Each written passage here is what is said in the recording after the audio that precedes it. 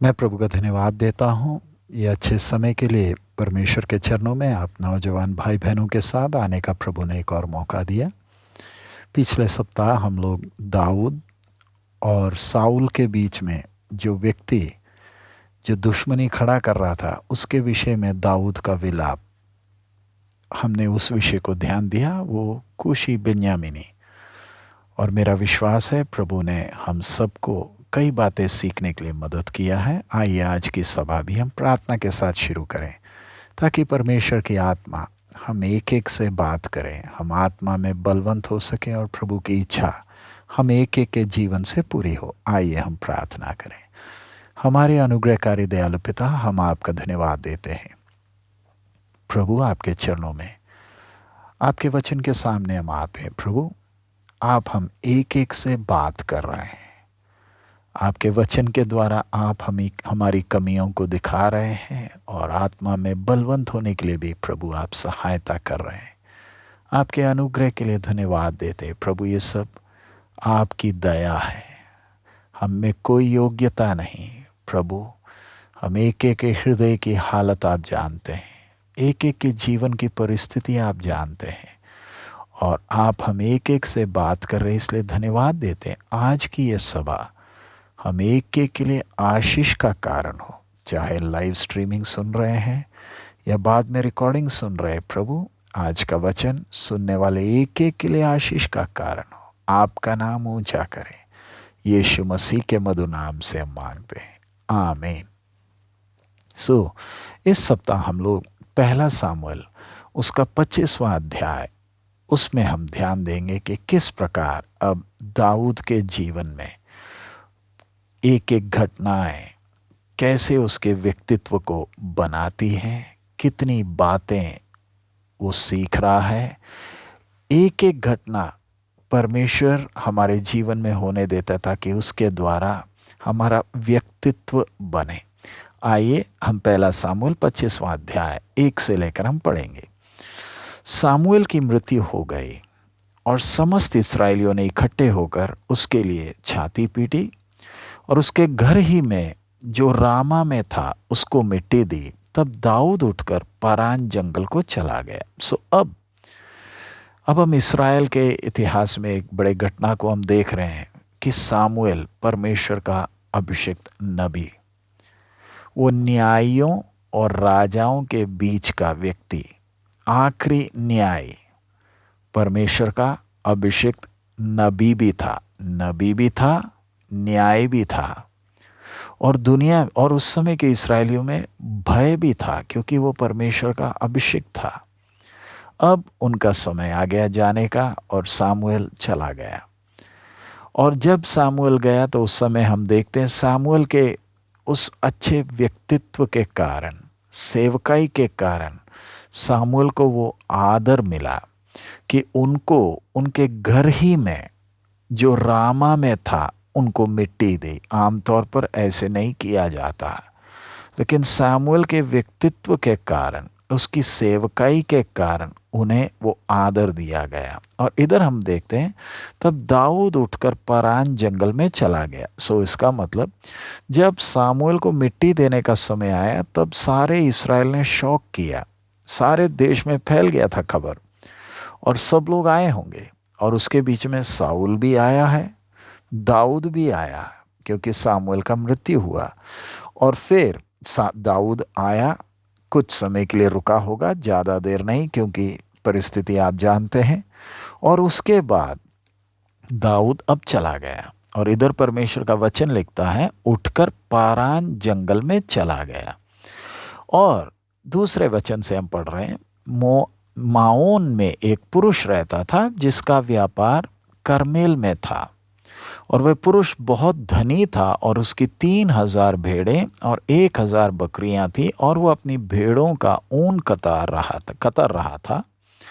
उस पुरुष का नाम नाबाल और उसकी पत्नी का नाम अबीगेल था। स्त्री तो बुद्धिमान और रूपवती थी, परंतु पुरुष कठोर और बुरे बुरे काम करने वाला था। वो कालेब वंशी था। इधर हम देखते हैं दाऊद के जीवन में कैसे कैसे अब अगला विषय आ रहा है। अब इस अध्याय में हम लोगों को जो देख रहे हैं, दाऊद, कालेब वंशी नाबाल, और उसके बाद जो अगला हम लोग देखने वाला विषय, उसकी पत्नी। पत्नी का नाम इधर अबीगेल लिखा है, सो अबीगेल है। सो अब हम ये तीन व्यक्तियों को जरा देखें। इनके द्वारा परमेश्वर कई बातें हमसे कहना चाहता है, सिखाना चाहता है। सबसे पहला व्यक्ति जो हम देखने जा रहे हैं, नाबाल, कालेब वंशी है, और इधर लिखा हुआ है बहुत धनी था। उसकी 3,000 भेड़ें थी और 1,000 बकरियां थी। लेकिन उसके बारे में लिखा है कि वो पुरुष धनी तो है, लेकिन बहुत कठोर और बुरे बुरे काम करने वाला था। सो धनवान तो है, लेकिन परमेश्वर का आत्मा बताता है कि वो बहुत बुरे बुरे काम करता था। सो इधर लेकिन एक बात, उसके पहले हम इसका 15 और 16 वचन देखें। 15 और 16 में लिखा गया, परंतु वे मनुष्य हमसे बहुत अच्छा बर्ताव रखते थे, और जब तक हम मैदान में रहते थे उनके पास आया जाया करते थे, तब तक ना तो हमारी कुछ हानि हुई और ना हमारा कुछ खोया।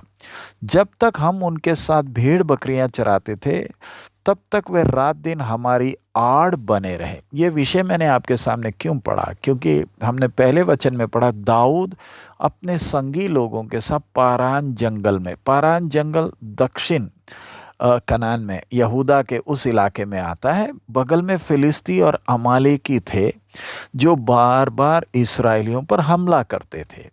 और आपको मालूम है, आकर हमला कर कर उधर का न्यायों के पुस्तक में जब हम पढ़ते हैं, खेती इस्राएली करते थे, वो आकर हमला कर कर सब लूट कर ले जाते थे। सो जब दाऊद और अपने उसके लोग उस पारान के जंगल में आ गए, उधर के लोगों को, इस्राएलियों को बड़ी राहत मिली। इधर वो दास कहता है कि वो हमारे लिए आड़ की तना बने रहे, यानी जब तक दाऊद और उसके लोग उस जंगल में थे, तब तक उस इलाके के इस्राएलियों को, भेड़ बकरी चराने वालों को कोई चिंता नहीं थी, क्योंकि दाऊद के लोग और दाऊद भी उधर उनके लिए आड़ बना हुआ था। सो अब दाऊद इतनी देर उनके लिए आड़ में रहकर, आड़ बनकर उनका देखभाल किया। सो अब हम नीचे पढ़ रहे हैं, जब दाऊद ने जंगल में समाचार पाया, मैं 4 से पढ़ रहा हूं, कि नाबाल अपनी भेड़ों का ऊन कतर रहा है,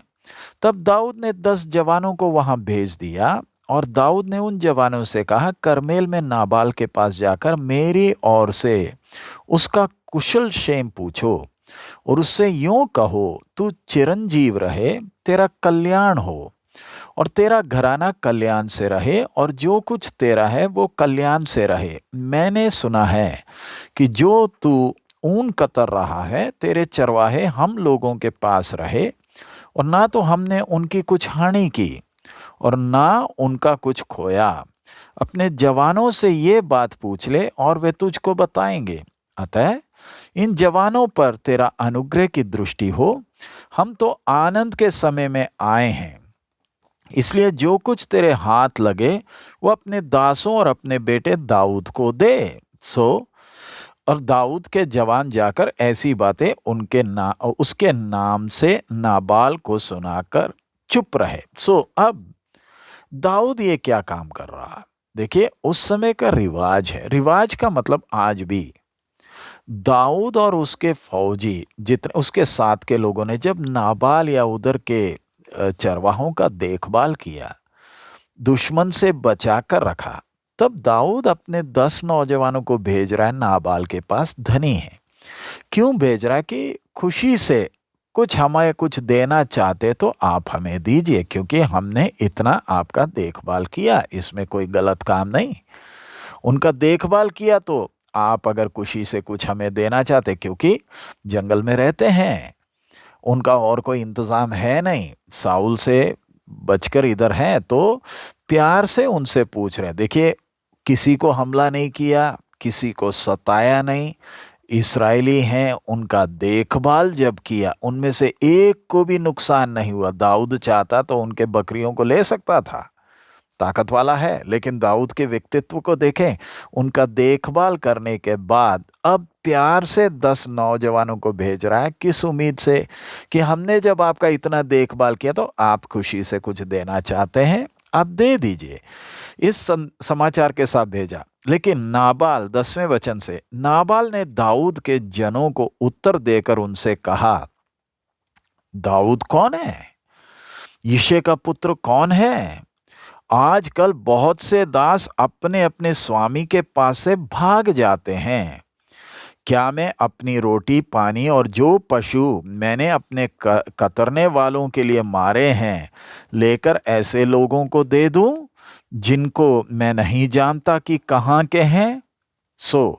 तब दाऊद के जवानों ने लौटकर अपने मार्ग लिए और लौटकर उसको ये सब बातें ज्यों की त्यों सुना दी।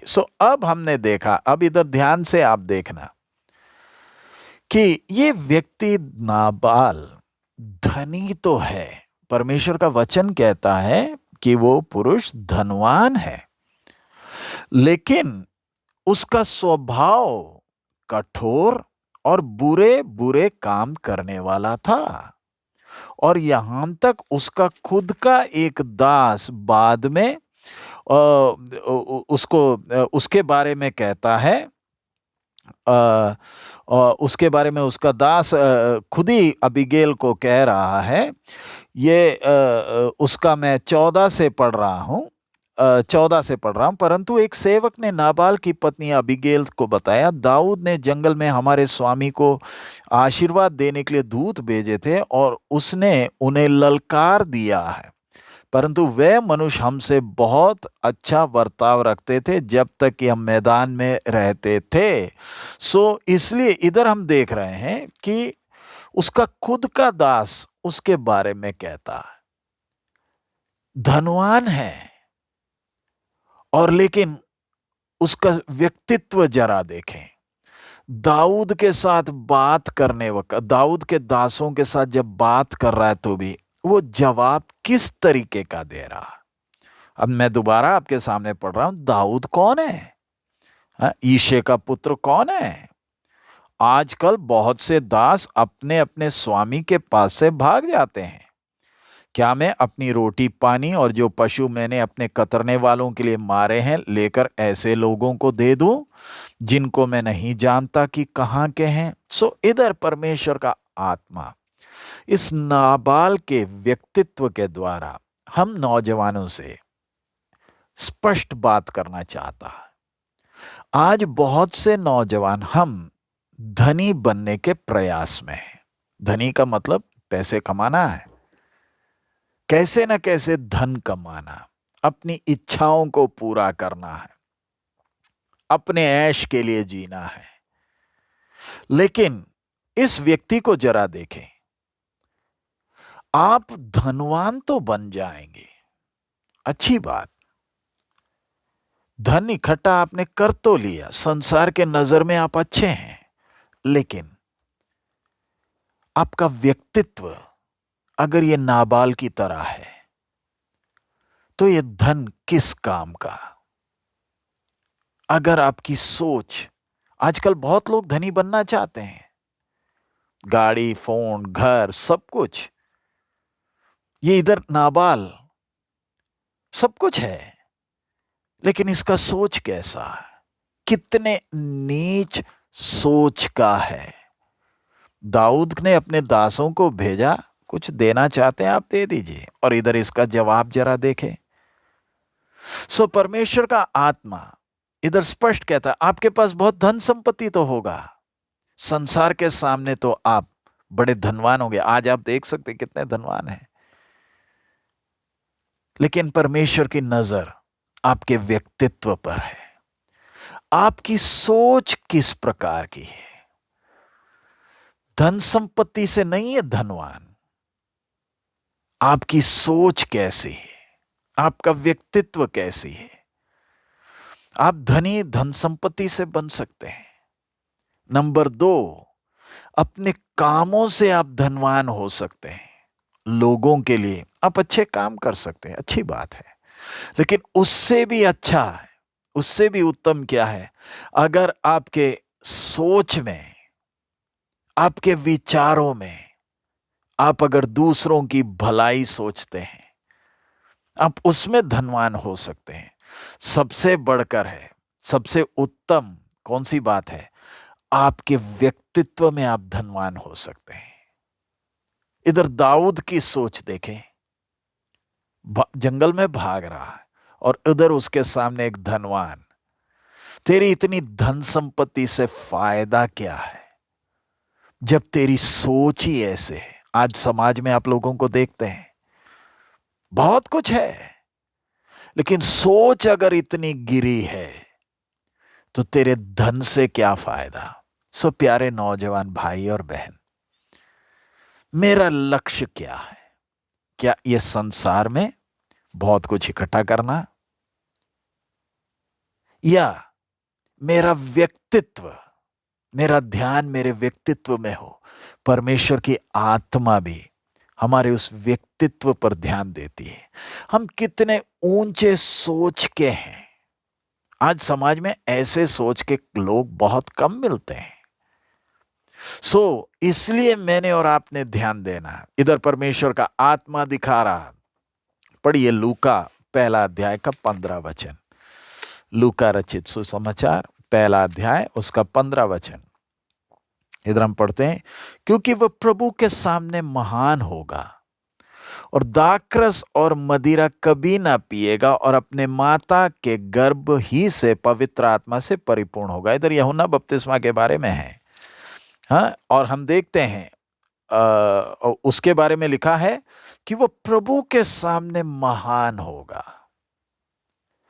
आप, यूहन्ना के बारे में कहा गया प्रभु के सामने महान होगा। नाबाल लोगों के सामने महान, बकरियों की गिनती है, भेड़ों की गिनती है, लेकिन कठोर टेढ़े स्वभाव का।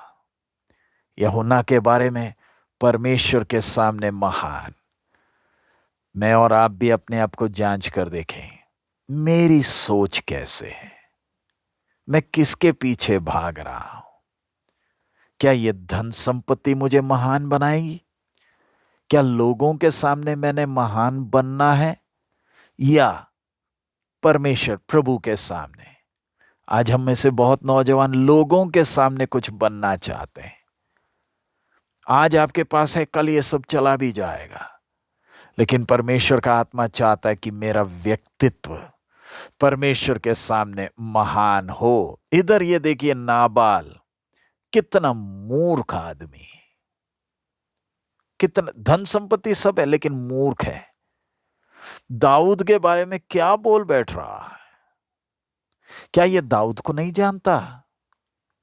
पूरे इस्राएल को मालूम है। इसको दाऊद के बारे में अच्छी तरह मालूम है। इसकी बातें जरा सुन लीजिए। बहुत से दास अपने अपने स्वामी के पास से भाग जाते हैं। इसको मालूम है दाऊद कौन है, लेकिन कैसे कैसे टेढ़ी बातें कर रहा। ये मैं धीरे से आपके सामने क्यों बोल रहा हूं? हमारी बातें हमारे व्यक्तित्व को प्रकट करती हैं। हम किस प्रकार के व्यक्ति हैं? प्यारे नौजवान भाई और बहन, आपके पास अच्छे कपड़े नहीं होंगे पहनने के लिए, पैसे नहीं होंगे, लेकिन आपकी बातें आपके व्यक्तित्व की झलक देते हैं। इसलिए परमेश्वर का आत्मा भी हमारे अंदर क्यों आकर वास करता? मेरे व्यक्तित्व को बनाए। यूहन्ना प्रभु के सामने महान होगा। इधर ये मूर्ख व्यक्ति को देखें। और फिर अब हम नाबाल से हटकर अब हम देखते हैं उसकी, अब दाऊद को जरा देखें। दाऊद के सामने जब हम दाऊद के बारे में उसका 13 से, तब दाऊद ने अपने जनों से कहा, अपनी अपनी तलवार बांध लो। तब उन्होंने अपनी अपनी तलवार बांध ली और दाऊद ने भी अपना तलवार बांध ली। और कोई 400 पुरुष दाऊद के पीछे पीछे चले और 200 सामान के पास रह गए। कुल 600 लोग हैं, लेकिन 400 के साथ दाऊद अब जा रहा है। किसका सामना करने के लिए? नाबाल का। अब जरा रुक जाए, ये दाऊद के साथ अब क्या हो रहा है? उसके जीवन को जरा देखें। अभी तक बड़े शांत स्वभाव का, दाऊद की खूबी है, बड़े शांत स्वभाव का व्यक्ति है। आपने देखा होगा कैसे जिक्लाग में, कैसे जब वो फिलिस्तियों के बीच में गया, पागलपन का नाटक किया, परमेश्वर के नबी ने उसको जब बोला वापस इस्राएल में आ गया। कोई भी काम करना है या तो परमेश्वर की नबी या तो याजक से पूछकर, यानी परमेश्वर से पूछने के बिना कुछ नहीं करता था। हमने देखा ना पिछले दिनों में 2 अवसर उसे मिले थे साउल को कत्ल करने के लिए, तब भी हाथ नहीं उठाया। तो अब ये क्या हो गया दाऊद के साथ? एक नाबाल ने इतनी बातें बोली और 400 के साथ जा रहा है तलवार लिए हुए। क्यों? मैंने उसको काट डालना है। और जब जा रहा है तब दाऊद अपने मन में सोच विचार कर रहा है ना, क्योंकि उसके बारे में हम लोग देखते हैं, दाऊद ने अपनी अपनी तलवार बांध लो। तब उन्होंने अपनी अपनी तलवार बांध ली और दाऊद ने भी अपनी तलवार बांध ली, और कोई 400 पुरुष दाऊद के पीछे पीछे चले और 200 सामान के पास रह गए। जब ये ऐसे जा रहा है तब अपने से बोलता भी तो होगा, अपने से बोलता भी तो होगा। दाऊद ने, उसका 21 में लिखा, दाऊद ने तो सोचा था, मैंने जो जंगल में उसके साथ सब माल की ऐसी रक्षा की कि उसका कुछ भी ना खोया, यह निस्संदेह व्यर्थ हुआ, क्योंकि उसने भलाई के बदले मुझसे बुराई ही की है। यदि सवेरे उजियाले होने तक उस जन के समस्त लोगों में से एक लड़के को भी मैं जीवित छोड़ूं तो परमेश्वर मेरे सब शत्रुओं से ऐसा ही वरन इससे भी अधिक करे। दाऊद, तेरे को हो क्या गया? तेरे अंदर इतना क्रोध क्यों आया? तू अभी तक तो कैसे था, अब क्या?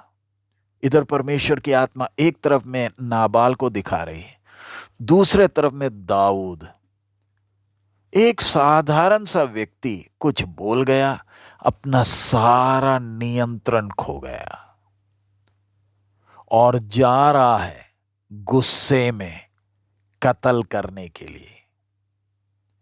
इधर परमेश्वर की आत्मा हमें चौकस करती है, नौजवान भाई और बहन, अगर हम ध्यान ना रहे, हमारा अच्छा व्यक्तित्व, हमारा अच्छा गवाही मिट्टी में मिलने में टाइम नहीं लगेगा, टाइम नहीं लगेगा। अभी तो झट से क्रोध आया, मारने जा रहा है, और बाद में जब दिमाग ठंडा होगा तब बैठकर रोता ही रहेगा। दाऊद ने अगर नाबाल को कत्ल कर दिया होता, ठीक है, उसके पास कारण है, कारण है।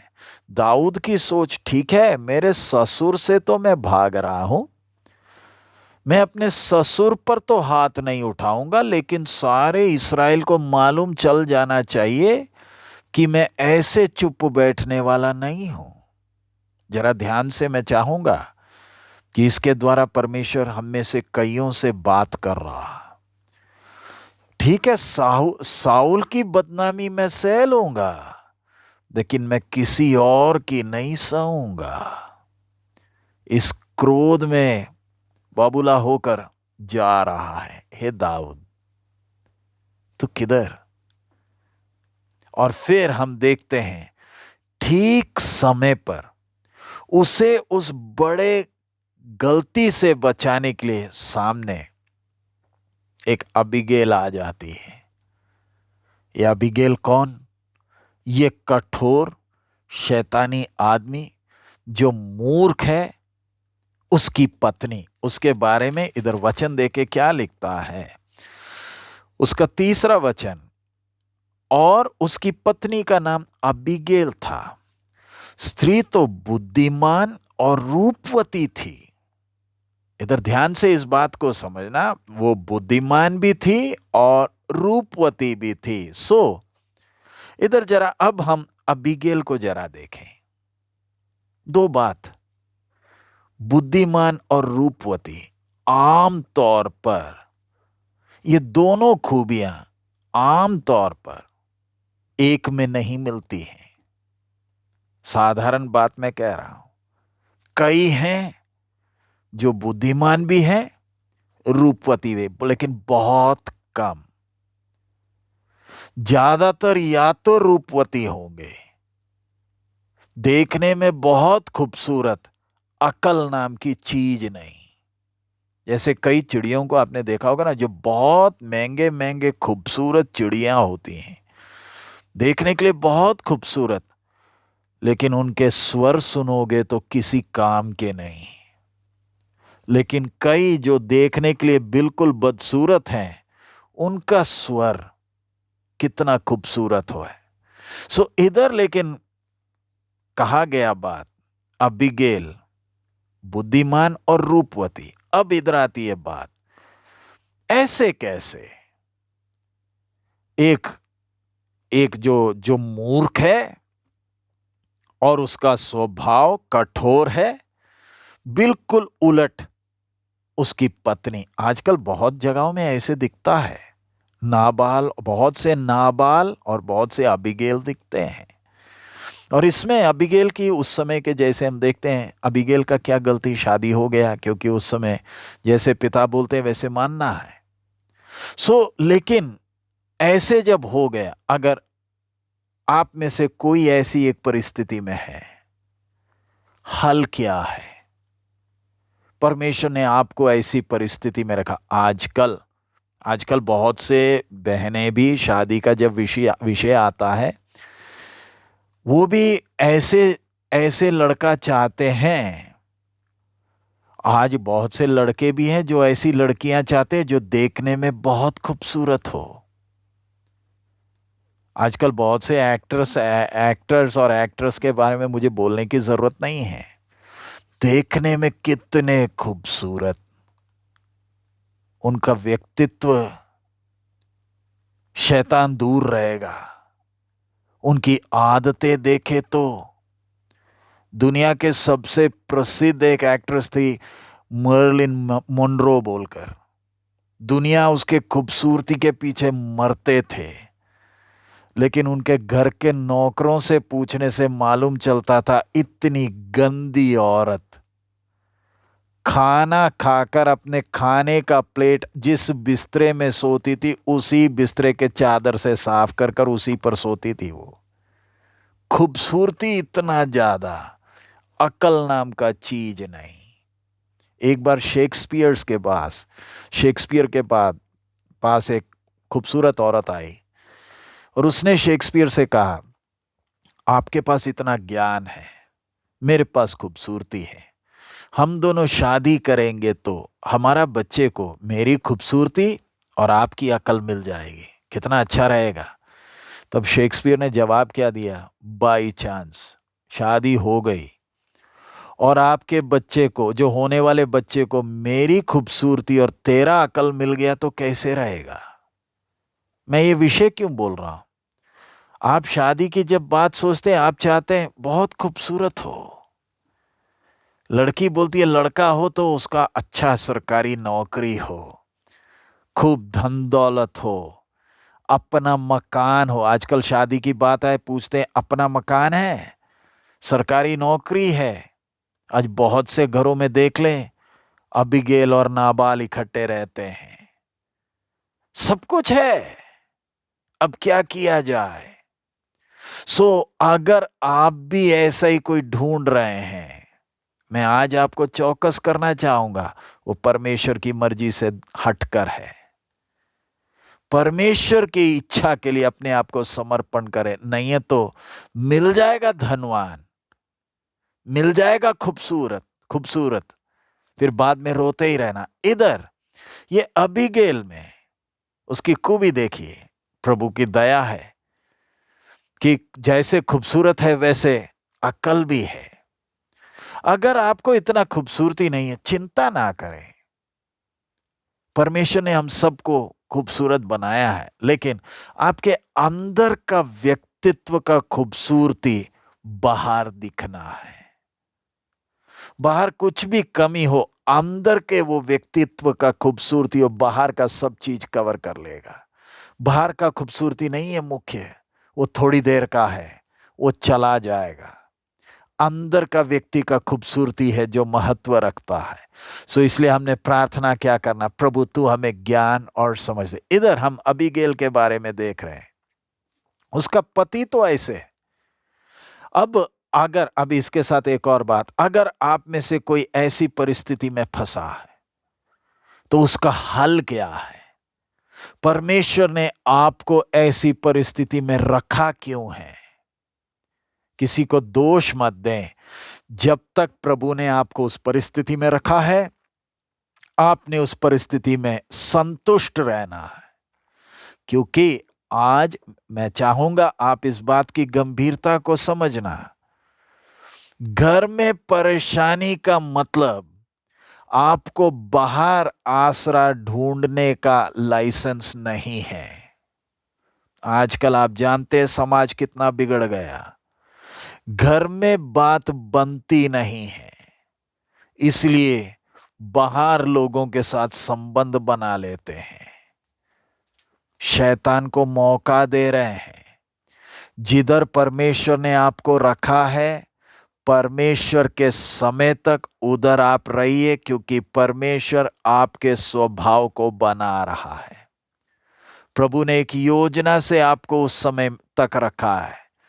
अबीगेल, परमेश्वर ने उसको ऐसा पति दिया तो भी उसके पति का स्वभाव अबीगेल में नहीं है, बिल्कुल हटकर है। आजकल बहुत से लोग बोलते हैं हम अविश्वासी को शादी कर लेंगे, बाद में उसको विश्वास में लाएंगे। होता क्या, जो विश्वास में था वो विश्वास भी चला गया। सो इधर अबीगेल क्या कर रही है, देखिए वो जब ये बात सुनी तो तुरंत उसके ज्ञान को जरा देखें, उसने क्या किया। हाँ, सो उसके लिए हम देखते हैं तब 18 से, तब अबीगेल ने फुर्ती से 200 रोटी और 2 कुप्पी दाख मधु और 5 भेड़ों का मांस और 5 सा भुना हुआ अनाज और 100 गुच्छे किशमिश और अंजीरों की 200 टिक्कियां लेकर गधों पर लदवाई। और उसने अपने जवानों से कहा, तुम मेरे आगे आगे चलो, मैं तुम्हारे पीछे पीछे आती हूं। उसके अकल को देखा, वो ये नहीं बोलकर बैठी अब मैं क्या करूं, अब मेरा पति ऐसे है। वो ऐसे बोलकर नहीं बैठी, लेकिन अपने ज्ञान का इस्तेमाल कर रही है।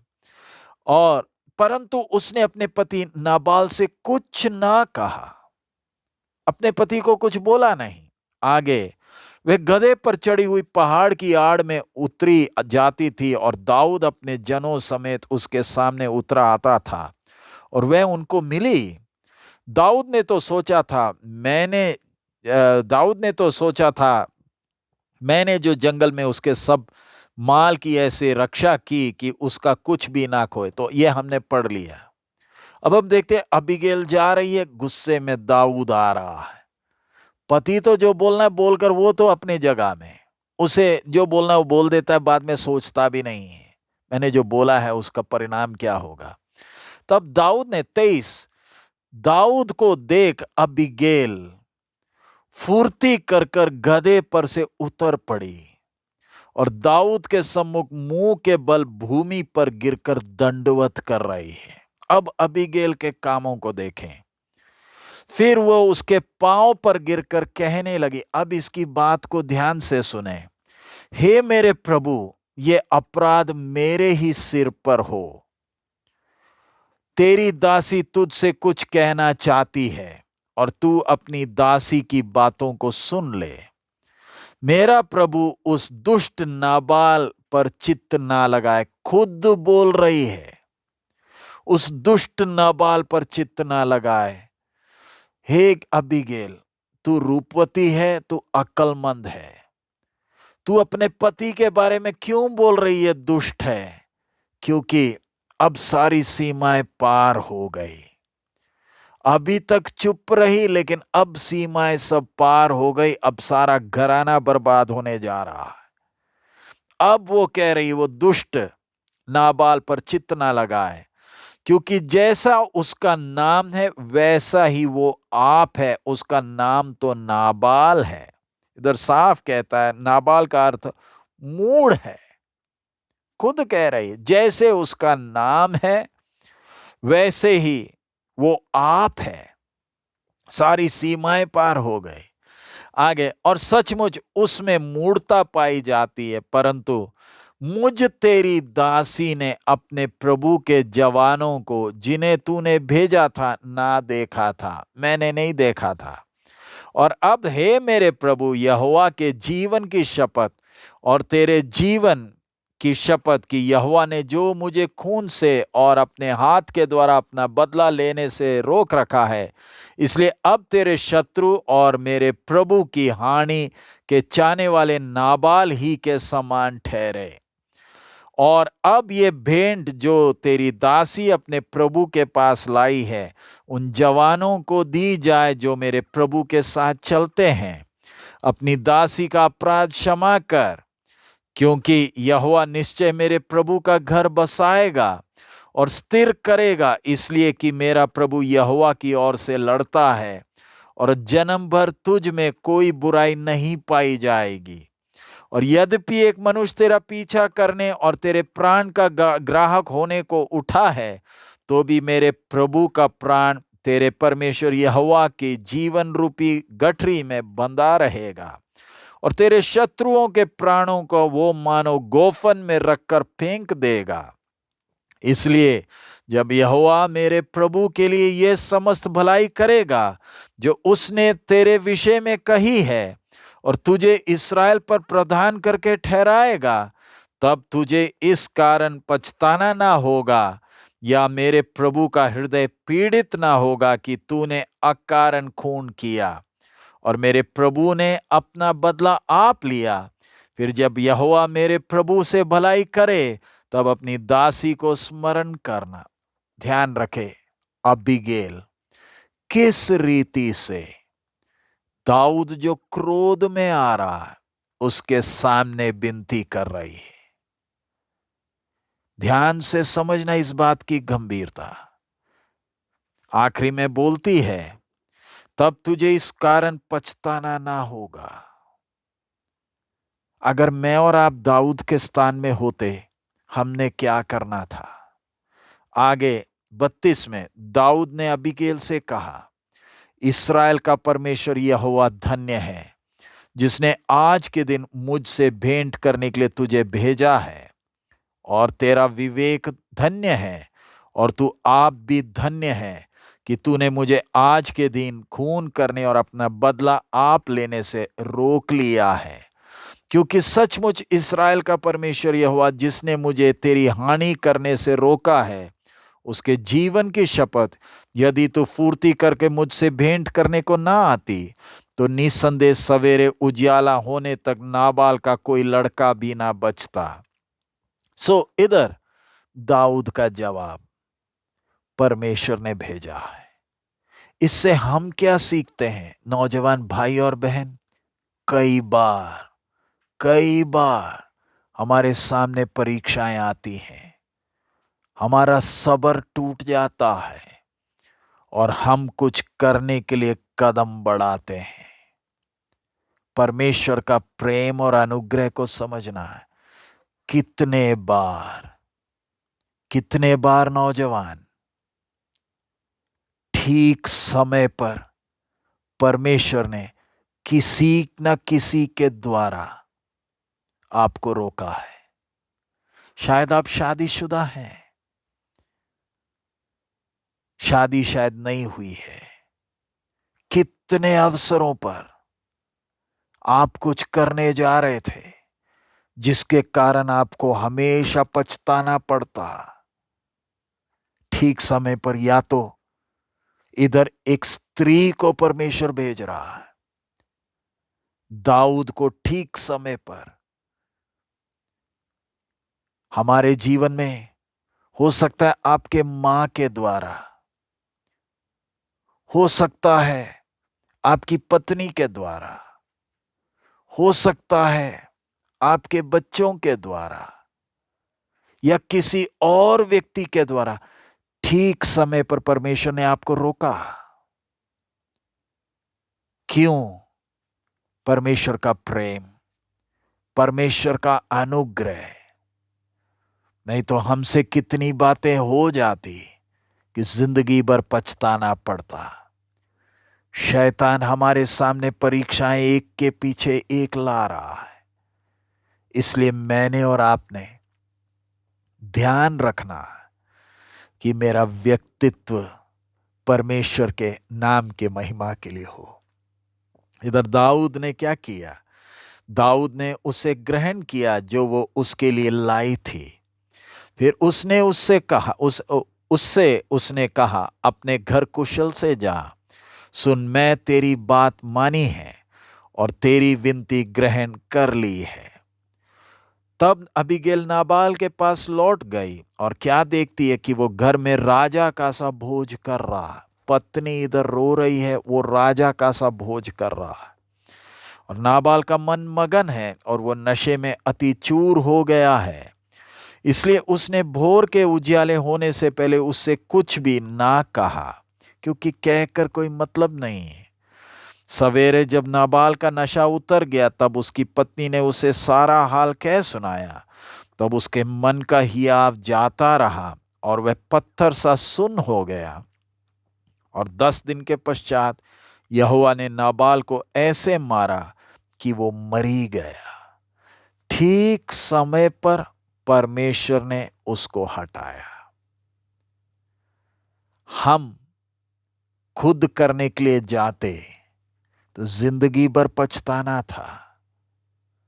परमेश्वर के समय के लिए इंतजार करें। इधर नाबाल खुद, ये अबीगैल खुद ही उसने दाऊद से कहा 29 में, और यद्यपि एक मनुष्य तेरा पीछे करने और तेरे प्राण का ग्राहक होने को उठा है, तो भी मेरे प्रभु का प्राण मेरे परमेश्वर यहोवा के जीवन रूपी गठरी में बांधा रहेगा और तेरे शत्रुओं के प्राणों को वह मानो गोफन में रखकर फेंक देगा।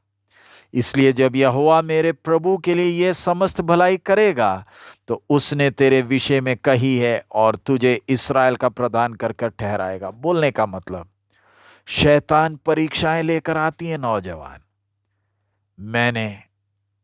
अगर मेरा जीवन परमेश्वर के आत्मा के नियंत्रण में नहीं है, हमसे कुछ हो जाएगा, फिर बाद में हमें पछताना पड़ेगा।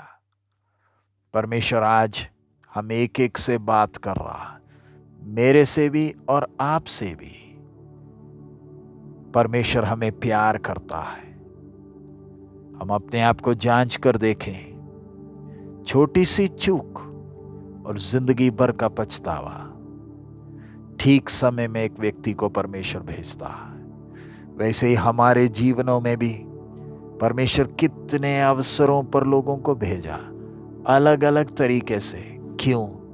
ताकि बाद में पछताना ना पड़े। आइए हम अपने सिरों को झुकाएं, प्रार्थना करें। बाद में हम देखते हैं जब नाबाल मर गया, अबीगैल से शादी की बात दाऊद ने की और बाद में अबीगैल दाऊद की पत्नी बन गई। आज के हमारे वचन अध्ययन में हमने नाबाल को देखा, दाऊद को देखा, अबीगैल को। 3 व्यक्तियों को हम देख रहे हैं। सामुएल मर गया। इससे हम एक एक ने कितनी बातें सीखी। आप किसका धनी बनना चाहते हैं? धन संपत्ति का या व्यक्तित्व में धनी बनना चाहते हैं? यूहन्ना के बारे में कहा, परमेश्वर के प्रभु के सामने महान होगा। खूबसूरती की बात हमने देख ली। बाहर की खूबसूरती नहीं है विषय। आज बहुत से नौजवान, हम लोग मेहनत करते हैं बाहर से खूबसूरत बनने के लिए। बाहर की खूबसूरती थोड़ी देर के लिए है। आपके अंदर का व्यक्तित्व का खूबसूरती बाहर दिखना है। परमेश्वर ने आपको खूबसूरत बनाया, आप उसमें कुछ बदलाव करने का कोशिश ना करें। शादी की जब बात आती है, बाहर की खूबसूरती नहीं, प्रभु ने जो व्यक्ति तैयार किया है। आज बहुत से लोग खूबसूरतों को शादी किए पछता रहे हैं। अब कुछ नहीं किया जा सकता है, धन संपत्ति सब मिल गया, अब क्या किया जाए? आइए हम सिर झुकाएं, प्रार्थना करें। हमारे अनुग्रहकारी दयालु पिता, इस अच्छे समय के लिए धन्यवाद। आज के सेशन के द्वारा आप हम एक एक से बात कर रहे हैं, एक एक से आपने बात किया है। प्रभु, आपके अनुग्रह की बहुतायत के लिए धन्यवाद। कितना कुछ हो सकता था, हम बड़े गड्ढे में गिरने के कगार में थे, लेकिन आपने ऐन मौके पर हमारा हाथ थामा। प्रभु, आपके अनुग्रह के लिए धन्यवाद। ध्यान से जागते हुए रहने के लिए हमें मदद कर, हर परीक्षा पर जयवंत होने के लिए सहायता कर। आपकी आशीष मांगते हैं, हम एक एक पर तेरी आशीष हो, यीशु मसीह के मधुर नाम से हम मांगते हैं, आमीन।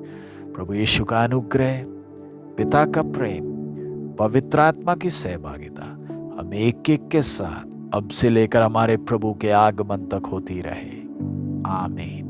प्रभु आप सबको बहुत आयत में आशीष दे। मारानाथा।